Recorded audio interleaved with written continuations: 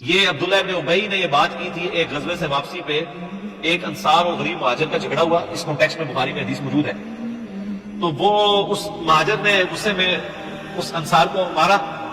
تو اب منافقین کو تو یہ موقع چاہیے تھے، انہوں نے کہا کہ جی وہ نسلی تعصب بھڑکانے کی کوشش کی۔ منافقین جو کہ مدینہ کے تھے اور انصار بھی مدینہ کے تھے، ان کا دیکھو نا،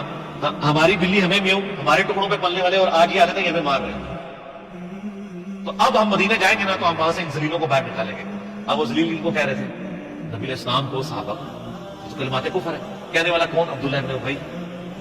لیکن اوپر سے کلمہ پڑھا ہے اور آج جہاد سے واپس ہے۔ یادگار کیا ہے؟ یہ کلمات سیدنا زید بن ارقم نے سن لی، انہوں نے نبی علیہ السلام کو آ کے بتایا کہ یہ بکواس کی ہے عبداللہ ابن ابی نے، آج تو اس کی منافقت کھل کے سامنے آ گئی۔ حضرت عمر فاروق رضی اللہ عنہ نے کہا یا رسول اللہ اجازت ہے اس کا میں گلا کاٹ دوں، آپ فرمایا چھوڑ دو، ورنہ لوگ کہیں گے یہ اپنے صحابہ کو قتل کرا۔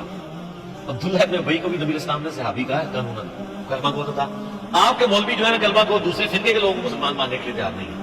یہ صرف فرق دیکھ لیں آپ، ان آپ کو کمپیرزن کروا دو۔ اور نبی علیہ السلام کلمے کا اتنا احترام کر رہے ہیں کہ صراحتاً گستاخیاں دیکھ کے بھی صرف ظاہری کلمے کا احترام کر رہے ہیں، اور یہاں پہ مولوی آپ کو خود سے پہلے گستاخی رسول ڈکلیئر کرتے ہیں، پھر آپ کے کفر کے فتوے چڑھاتے ہیں، پھر آپ کے قتل کے فتوے جاری کرتے ہیں۔ تو زید بن ارقم کو نبی علیہ السلام نے جب ان کی شکایت سنی، عبداللہ ابن ابی کو بلوا لیا، تو ظاہر منافقین تو آپ پڑھ چکے، انہوں نے جھوٹ ہی بولنا تھا، اس نے انکار کر دیا تھا۔ اس نے کہا جی یہ لڑکا جھوٹ بولا ہے، بوڑھے نے جھوٹ مارا ہے، ایسی گل ہو سکتا ہے یا رسول اللہ سے طریقے؟ تو آپ علیہ السلام نے خاموشی اختیار کر لی۔ تو زید بن ارقم کہتے ہیں مجھے بڑا دکھ ہوا اس میں کہ میں نے تو خود بات سنی نہیں تھی، اور حتیٰ کہ یہ حالت ہوگی کہ صحابہ کرام میں نیچے میں کو یہ شروع ہوگی کہ یہ جو لڑکا ہے نا مولا کھنڈا، یہ لڑائی کرواؤ اسے، وہ انہوں نے گال بنا کے، کیونکہ نبی علیہ السلام نے بہانا جو قبول کر لیا اس کا، اب کوئی مطلب وہ ویڈیو ریکارڈنگ تو ہے نہیں تھی، اور علم غیب تو ہے ہی نہیں تھا نا، وہ تو بعد میں پیدا ہوا ہے نا۔ سر علم غیب کے جو جعلی عقیدہ ہے جو بنایا ہوا ہے، ایک تو وہ ہے جو اللہ بھائی کے ذریعے ہے، وہ تو ٹھیک ہے، جو باقی بنایا ہوا ہے تو بعد کی پیداوار ہے نا، ورنہ تو صحابہ کرام کہتے ہیں یا رسول اللہ آپ علم غیب ہے آپ خود ہی بتا دینا۔ تو پھر حضرت زید بن ارقم اتنے پریشان ہوئے اور پھر اللہ سے دعائیں کر رہے ہیں کہ اللہ تو ہی اپنے نبی کو خبر دے دے۔ تو صحیح بخاری میں آتا ہے کہ یہ پھر آیات نازل ہوئی کہ انہوں نے یہ بات کی ہے، اور سیم وہ جملہ جو عبداللہ ابن ابی نے بولا تھا نا، تو وہ یہی بولا تھا لَإِن رَجَعْنَا إِلَى الْمَدِينَةِ لَيُخْرِجَنَّ الْأَعَزُّ مِنْهَا الْأَذَلَّ۔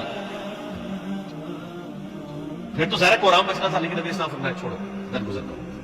ظاہری طور پر کلمہ پڑھتے ہیں، لیکن زید بن ارقم جو ہے نا ان کو ایک تسلی مل گئی کہ اللہ تعالیٰ نے ان کی دعائی تھی۔ سر قیامت تک جب یہ آیات پڑھی جائیں گی تو کس کا ذکر ہوگا؟ زید بن ارقم، سابقون الاولون میں سے، جن کا دار ارقم تھا، جس طرح ہماری اکیڈمی دار ارقم ہے، کیونکہ نبی اسلام کو تو بیت اللہ شریف میں دعوت و تبلیغ کا کام نہیں کرنے دیتے تھے، تو آپ نے گھر دار ارقم، اسی کے اوپر وہ جماعت اسلامی انہوں نے اسکول بھی بنائے ہوئے دار ارقم، کہ نبی اسلام کا وہ ایک اکیڈمی تھی جس میں آپ لوگوں کو تعلیم دیا، اور یہ یعنی سینئر صحابہ میں سے ایک تو شروع میں مسلمان ہوئے اور آخر میں فوت ہونے والے مسلمانوں میں سے۔ غدیر خم کی حدیث میں سر زید بن ارقم نے روایت کی، صحیح مسلم کی، قرآن اور اہل بیت،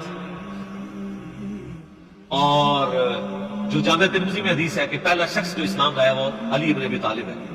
اس حدیث کے راوی بھی زید بن ارقم، ٹھیک ہو۔ اور پھر جنگ صفین کے موقع پہ جب مولا علی نے صحابہ کرام کو کھڑے کر کے غدیر خم کی حدیث سنائی، اور پھر کہا کہ نبی اسلام نے یہ بھی فرمایا تھا کہ من کنت مولا ہوں فہذا علی کی مولا ہوں، تو 24 صحابہ نے وہاں گواہی دی۔ ایک بندہ کہتا ہے کہ میں وہاں سے اٹھا، اور وہ بندہ اٹھنے والا خود ابو طفیل عامر بن واصلہ صحابی تھے، جو سب سے آخر میں فوت ہوئے 187۔ یہ صحابی، ان کے بعد دنیا میں کوئی صحابی نہیں تھا، یہ 100 سال حضور کے پاس زندہ رہے۔ ابو طفیل عامر بن واصلہ حضرت علی کے شیعہ میں سے جگہ جنگ صفین ارمان میں بھی رہے، اور اس جنگوں کے بھی تقریباً 60-70 سال کے بعد فوت ہوئے، اور ان کی حدیثیں نبی علیہ السلام سے بھی ہیں اور حضرت علی علیہ السلام سے، یعنی ڈائریکٹ، کیونکہ یہ کہتے ہیں میں بہت چھوٹا تھا جب میں نے نبی علیہ السلام کو دیکھا، 7-8 سال۔ تو ابو طفیل بن عامر بن واصلہ کہتے ہیں میں یعنی اٹھا، یہ میں نے ساری دربار سے میں نے کلپ میں ڈالی ہوئی تھی، سنن نسائی الکبریٰ سے، مسند احمد سے، ابن ابی عاصم کی کتاب السنہ سے۔ تو کہتے ہیں جب میں نے حضرت علی کے بارے میں یہ سنا نا من کنت مولا فہذا علی کی مولا، تو غدیر خم پہ تو مطلب یہ موجود نہیں تھے ابو طفیل، تو کہتے ہیں میں وہاں سے اٹھا، میرے دل میں کچھ کلک تھا، تو میں نا زید بن ارقم کے پاس آیا کہ آپ سینئر صحابی ہیں، آپ بتائیں کیا نبی علیہ السلام نے فرمایا تھا؟ زید بن ارقم تو پہلے تیار بیٹھے ہیں، ان کا مجھے چند باتیں یاد ہیں، ان میں سے یہی ہے کہ آپ علیہ السلام نے خمنبی گاؤں میں ہمیں اپنی وفات سے 1.5-2 مہینے پہلے خطبہ دیتے ہوئے کہا تھا اپنے بعد 2 بھاری چیزیں چھوڑ کے جا رہا ہوں، ان میں سے پہلی چیز اللہ کی کتاب ہے، اس میں ہدایت ہے، اس میں نور ہے، اس کو پکڑو، اپنا تعلق اس کے ساتھ مضبوط کرو۔ اللہ کی کتاب اللہ کی رسی ہے، جو اسے پکڑے گا ہدایت پہ ہوگا، جو چھوڑ دے گا گمراہ ہو جائے گا۔ دوسری بھاری چیز میرے اہل بیت ہے، اور میں تمہیں اللہ کا خوف دلاتا ہوں اہل بیت کے معاملے میں 3 دفعہ پڑھوں۔ اور پھر آپ علیہ السلام نے مولا علی کا ہاتھ وہاں پہ پکڑ کے صحابہ میں یوں بلند کیا اور کہا من کنتم مولا فہذا علی مولا، جس کا مولا میں اس کا مولا علی، اے اللہ اس سے محبت رکھ جو علی سے محبت رکھے، اس سے دشمنی رکھ جو علی سے دشمنی رکھے۔ تو یہ ہے زید بن ارقم۔ مزید کچھ عرض کر دیں زید بن ارقم کے بارے میں؟ اسی حدیث کے کانٹیکسٹ میں نا جو میں بتا رہا ہوں، امام بخاری نا اسی سورت المنافقون کی آیت نمبر 8 جو ہم پڑھ رہے ہیں، اس کے کانٹیکسٹ میں یہ پوری حدیث لے کے آئے کہ زید بن ارقم نے وہ عبداللہ بن ابی کی بات سن لی تھی، نبی علیہ السلام کو بتایا تو عبداللہ بن ابی نے جھوٹی قسم کھا لی، پھر آیات نازل ہوئی۔ پھر امام بخاری ساتھ ایک اور حدیث لے کے آئے، اس میں الفاظ ہیں کہ جب واقعہ ہررا ہوا، یعنی یزید نے چڑھائی کر کے مدینہ شریف کو پامال کیا، کئی صحابہ اور تابعین کو قتل کیا، ان کی عورتوں کے ساتھ برائی والا معاملہ ہوا جو کچھ، کیونکہ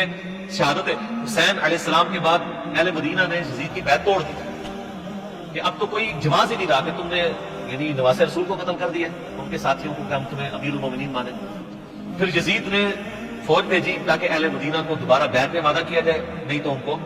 قتل کیا جائے، اور وہی وہ بیعت تو نہیں کیا تو اس نے مدینہ 3 دن کے لیے حلال کیا اپنی فوجوں پہ، انہوں نے جس طرح ظلم کیا واقعہ ہررا۔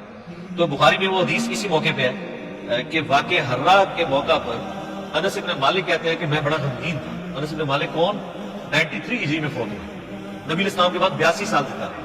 اور 10 سال حضور کو وضو کروانے والے، حضور کے بچوں کی جگہ انس بن مالک۔ تو انس بن مالک کہتے ہیں میں بڑا غمگین تھا کہ اتنے مدینہ شریف میں قتل و غارت کروایا ہے یزید نے،